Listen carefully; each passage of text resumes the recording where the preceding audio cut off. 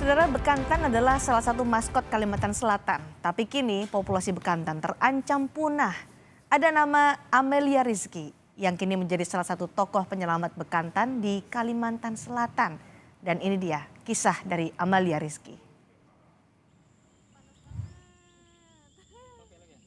Kiprah Amelia Rizky dalam pelestarian bekantan sudah tak diragukan lagi. Ia memilih mengabdikan dirinya untuk menyelamatkan bekantan yang terancam punah.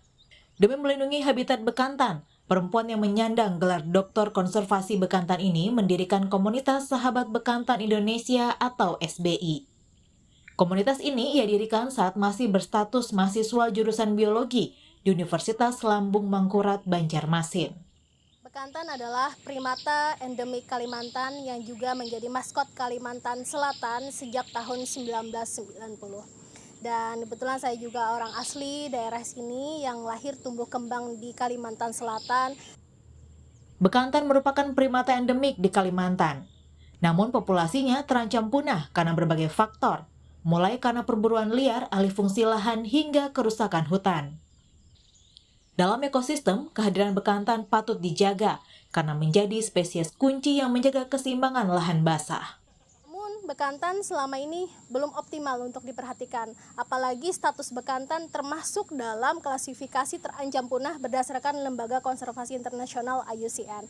Ini menjadi dorongan kuat bagi saya dan teman-teman yang tergabung dalam Sahabat Bekantan Indonesia untuk melestarikan bekantan. Habitat bekantan yang dekat dengan permukiman penduduk dan kawasan industri di jalur Sungai Barito mengancam keberadaan bekantan di Pulau Curiak, Kabupaten Barito, Kuala, Kalimantan Selatan. Populasi bekantan itu begitu cepat. Selain alih fungsi lahan, kebakaran hutan juga sering terjadi dan juga perburuan dan perdagangan ilegal bekantan itu masih terjadi. Perburuan liar yang dilakukan itu biasanya ada yang dikonsumsi daging bekantan, masih ada. Kemudian yang kedua, perburuan liar dilakukan karena masih masyarakat kita punya stigma bahwa primata ini bisa dijadikan hewan peliharaan di rumah. Berdasarkan data BKSDA Kalimantan Selatan, ada penurunan populasi bekantan dari 5.000 ekor menjadi kurang dari 3.000 ekor di tahun 2021 lalu. Atas dasar itulah, Amelia bahkan rela membeli lahan di sekitar Pulau Curiak melalui penggalangan dana. Amelia pun memutuskan untuk melakukan restorasi lahan. Restorasi dilakukan dengan menanami pohon mangrove rambai yang merupakan vegetasi bakau utama dan pakan utama bekantan. Amelia dan timnya juga membangun stasiun riset bekantan untuk menunjang penelitiannya. Arpawi, Kompas TV, Kabupaten Barito Kuala, Kalimantan Selatan. Bagaimana kisah Amelia Rizky dalam menyelamatkan bekantan di Kalimantan Selatan? Kita sudah terhubung langsung dengan Amelia Rizky, founder Sahabat Bekantan Indonesia atau SBI. Selamat malam, Mbak Amel. Selamat malam Mbak Cindy, semangat pagi. Woi, meskipun malam tapi tetap semangat pagi ya. Semangat pagi nih Mbak Amel. Mbak Amel, makasih ya sudah gabung di Sapa Indonesia Malam. Ini luar biasa sekali cerita dari Mbak Amel. Kita ingin tahu Mbak Amel sejak kapan mulai jatuh hati pada bekantan, kemudian memutuskan menyelamatkan bekantan dan mendirikan Sahabat Bekantan Indonesia. Iya, kalau dibilang jatuh hati sebenarnya sudah sejak kecil ya Mbak ya. Karena memang kalau waktu kecil itu saya sering diajak orang tua lihat di kebun binatang ada bekantan, suka gitu karena kan unik ya kalau bekantan itu punya karakteristik tersendiri dibandingkan dengan primata yang lain, hidungnya yang mancung panjang gitu, terus warnanya juga pirang. Nah, tapi ini juga ditambah motivasi saya ketika saya mengecap keilmuan di bidang pendidikan biologi. Dan kita sering melakukan praktek di lapangan dan akhirnya kita juga menemukan fakta bahwa ternyata bekantan nih yang merupakan maskot fauna Kalimantan Selatan sejak tahun 1990, ternyata bekantan ini statusnya terancam punah yang sudah dilist oleh Lembaga Konservasi Internasional IUCN. Dan ini tentunya menjadi tanggung jawab keilmuan bagi saya. Kita nggak cuma belajar teori, tapi bagaimana implementasi aksi konservasi bekantan itu sendiri. Gitu. Oke, jadi ketika memulai untuk penyelamatan bekantan, sebelumnya sebelum bekantan apakah juga ada upaya Mbak Amel untuk primata yang lain, baru kemudian beralih juga ke bekantan? Ya, jadi kita merintis mulai tahun 2010 dan itu memang skopnya lebih ke arah keanekaragaman hayati. Kemudian Nah, tahun 2013 kita konsen ke bekantan. Karena memang sudah endanger, jangan sampai statusnya menggiring seperti orang utan critical endanger gitu. Jangan sampai terlambat dan kegiatan kita ini kita kembangkan menjadi komunitas yang namanya Sahabat Bekantan Indonesia dan mhm. kita punya 5 program Mbak Cindy dalam upaya konservasi ini. Oke, waktu mendirikan SBI Sahabat Bekantan Indonesia tuh gimana Mbak ceritanya sampai akhirnya bisa berkembang, bisa membeli lahan untuk penyelamatan atau konservasi bekantan itu gimana? Jadi awalnya, masih mahasiswa waktu itu, Oh, terus oke. iya, masih mahasiswa dengan ya biasa kita ada kelompok belajar kan, jadi yang sama satu visi misi, kita awalnya adalah edukasi. Jadi, waktu kita mengembangkan komunitas di awal, kita hanya bergerak di bidang edukasi karena masyarakat Kalsel sendiri khususnya, Mhm. itu belum mengenal sepenuhnya tentang bekantan, gitu. Oh, Jadi selama 3 sampai 5 tahun, kita fokusnya ke edukasi. Lalu program ini kita kembangkan menjadi aksi konservasi dan kita kerjasama dengan Kementerian Lingkungan Hidup Kehutanan melalui BKSDA Kalimantan Selatan. Di sini kita ada program rescue, lalu berkembang ada program rescue, ya. rehabilitasi, kemudian sampai pelepas liaran. Bahkan kita sempat kemarin itu tahun 2017 melepas liarkan bekantan bersama Ibu Siti Nurbaya gitu. Mhm. Dan salah satu nama bekantannya dinamai Lola Amalia gitu. Oke. Lokasi ya, Lola Amalia itu lokasi pelepas liaran yang Oh, mana identik pada saat itu nama saya, jadi oke. dinamai Ibu Siti Nurbaya nama saya.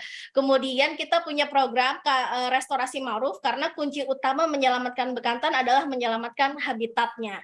Hmm. Dan tipikal bekantan ini habitatnya adalah ekosistem lahan basah. Nah, ini juga yang menarik, bekantan ini spesies kunci yang menjaga keseimbangan ekosistem lahan basah. Karena ternyata bekantan itu sebagai agen regenerasi hutan dan agen biodiversity-nya di hutan lahan basah.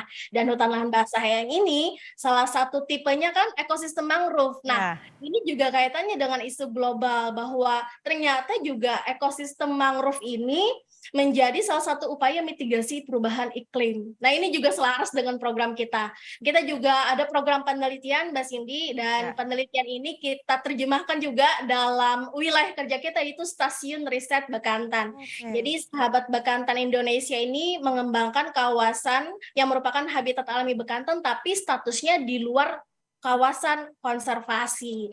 Karena di luar kawasan konservasi ini tekanan alih fungsi lahannya kan tinggi sekali. Mhm.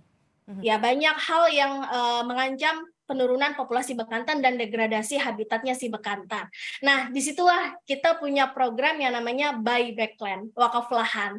Jadi kita memprioritaskan lahan-lahan yang sudah beralih fungsi kita Mhm. beli dan juga lahan-lahan yang terancam alih fungsi. Gitu. Oke, jadi berapa luas lahan konservasi yang dimiliki Sahabat Bekantan Indonesia sekarang?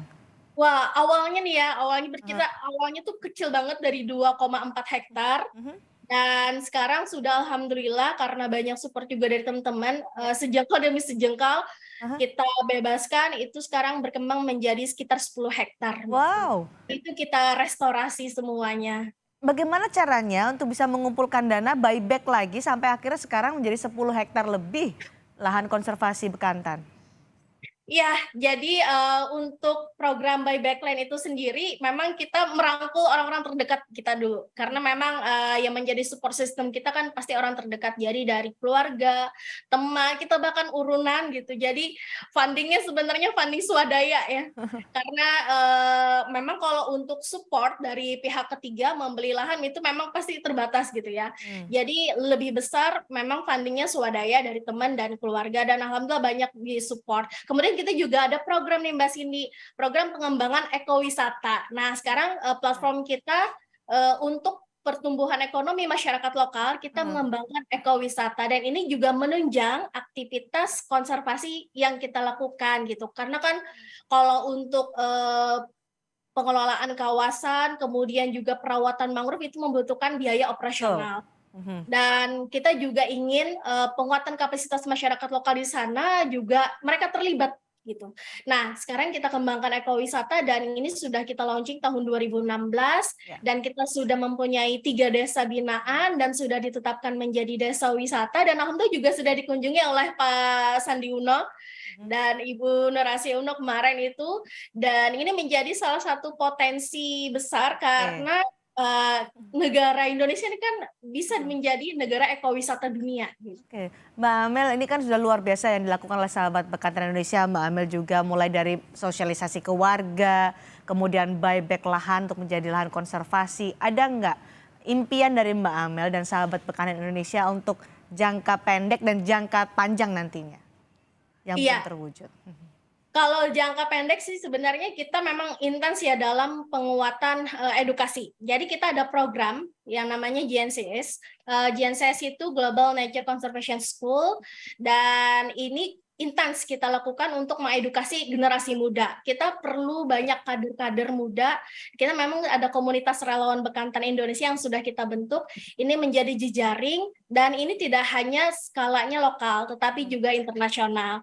Kita membangun sekolah konservasi, kampanye Bekantan, dan juga disupport ada Duta Bekantan. Nah, ini adalah program jangka pendek kita. Kalau jangka panjang, memang kita memiliki impian besar untuk menyelamatkan habitat-habitat alami Bekantan yang khususnya di luar kawasan konservasi itu tadi, Mbak Cindy. Dan Mbak Amel menekankan selalu soal sosialisasi ke warga, edukasi ke warga. Sebenarnya bagaimana sih yang ada di pikiran warga soal Bekantan sebelum Mbak Amel ini memulai edukasi? Apakah ada hal yang salah dan kemudian harus diluruskan, itu seperti apa ceritanya? Nah ini, dulu Bekantan itu pertama pernah biasanya ya jadi korban perburuan liar ya. Korban perburuan liar ini ada yang dikonsumsi daging bekantannya. Oke. Kemudian yang kedua sering dijadikan hewan peliharaan. Karena kan biasanya kalau bayi-bayi primata itu lucu ya dianggap. Tapi setelah dewasa itu biasanya terbiarkan atau bahkan mati gitu. Dan biasanya kalau para pemburu menangkap bayi-bayi bekantan itu pasti induknya dibunuh. Nah, ini adalah mata rantai yang sulit diputus gitu. Itu belum ada edukasi. Dulu terang-terangan di pasar satwa itu terang-terangan orang jualan bayi-bayi primata khususnya bekantan, Mbak Cindy. Dan setelah kita edukasi, orang mulai ngeh, dan sekarang bahkan di media sosial ketika masyarakat melihat nih ada bekantan ketabrak, itu sudah sigap untuk melaporkan gitu. Bahwa ternyata ini ada bekantan nih jadi korban tabrakan, ada korban kesetrum listrik nih bekantannya, tolong diobatin. Nah, itu adalah salah satu indikasi bentuk perhatian masyarakat bahwa mereka sudah mulai mengerti, memahami bahwa bekantan itu perlu Makin peduli ya. Terakhir untuk Mbak Amel, sekarang jumlah bekantan menurut catatan Anda di Kalimantan Selatan populasinya? Iya, di Kalimantan Selatan itu sendiri memang pada tahun 2013 tuh 5 ribuan individu ya Mbak Cindy. Kemudian tahun 2019 itu sekitar 3 ribuan. Kalau dibandingkan dari 2013 ke 2019 memang terjadi penurunan. Ini data dari BKSDA Kalimantan Selatan. Nah, tahun di 2022 ini ada lagi dilansir ada peningkatan populasi bekantan oleh BKSDA, dilansir datanya sekitar 4.000, jadi ada penambahan 1.000 individu gitu. Dan ini juga berkat kolaborasi pihak semuanya. Dalam hal ini kita tahu bahwa ada pentahelix kolaborasi. Kami sebagai perwakilan dari komunitas masyarakat berupaya untuk mendukung program pemerintah. Dan memang sesuai dengan amanah di peraturan kementerian itu P57 tentang strategi dan rencana aksi konservasi bekantan. Dan diminta untuk meningkatkan populasi sebesar 10% dalam kurun waktu 5 tahun. Dan ini sudah tergambar Targetnya ya. hanya di Pulau Curiak gitu. Baik, semangat terus Mbak Amel Rezeki dan sahabat Bekantan Indonesia untuk terus penyelamatan bekantan di Kalimantan Selatan. Terima kasih sudah berbagi di Sapa